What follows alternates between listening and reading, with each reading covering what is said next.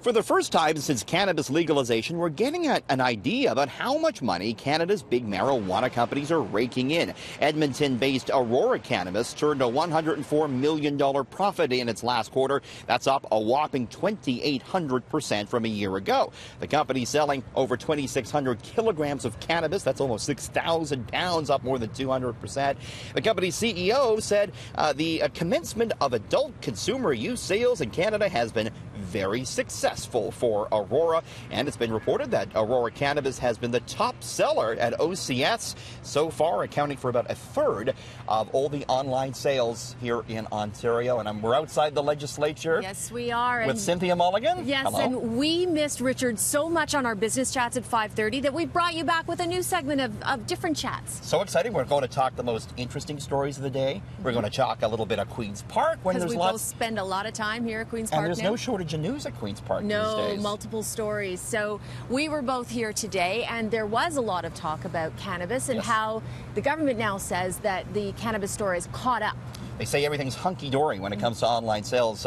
Minister Vic Fedeli, the finance minister, said the backlog is gone. And so when you order pot now online, you should get it between 1 and 3 days. What Mr. Fedeli wouldn't say, though, is which company is running the warehousing operations for this OCS. Take a look at what the minister had to say today.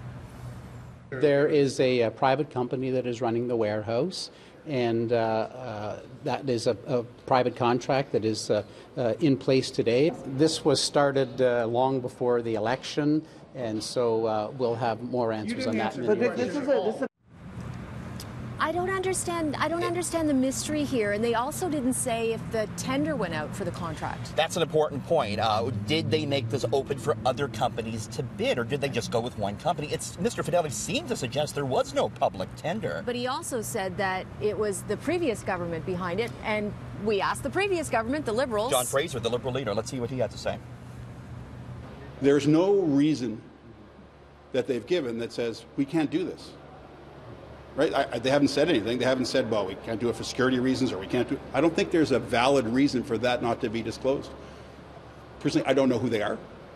I'm interested in hearing who they are. We'll go back and try to find out in that process whether they were tendered earlier, or when it was awarded, or how it was done.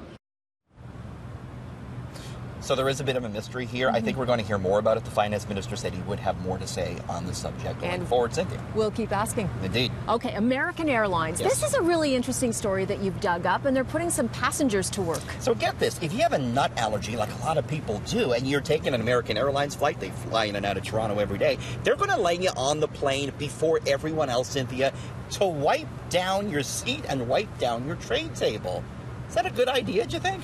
I don't know, but you know what? It actually makes me question how dirty is everything. Like, do they not wipe it down for everyone before you sit down? Well, we know the airlines are pretty dirty. In fact, the seat back pocket said to be the dirtiest. You know, America doesn't serve actual peanuts, but they do serve mixed nuts like many airlines do. On Air Canada, they're not letting you in early, but they will create what they call a buffer zone around you. If you have a nut allergy, they won't serve anything containing nuts to the passengers around you, and they will warn them. So food safety is something airlines are taking serious, but I thought it was interesting. Americans said, hey, go clean it up yourself. Interesting. Well, and you need food safety. I mean, you don't want an emergency up in the sky. Not at 35,000. No. Okay, and speaking of heights, another story you've dug up that's so interesting on how technology could actually save somebody in a fire one day. How drone technology could save. So this is an idea out of China, and it's called NetGuard.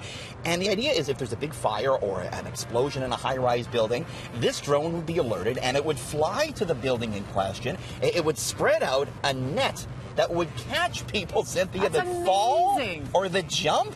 I wouldn't want to be the first one. You'd have to be in a pretty serious situation to be doing that. But I wouldn't want to be the tester. No, and they haven't actually tested this in the real world yet, but it's an interesting idea. They've raised a couple of $1,000s on this. Couple thousand. Just a couple thousand. They're working on it. They have a ways to go. Drones aren't very good at lifting that sort of weight just yet, but they are going to change a lot of things that we do, including building safety, perhaps. Fascinating. Richard, I'm so glad you're back chatting with us. So glad to be back every day on the 5 and the 6. Wonderful. And now our next hour of City News begins right now.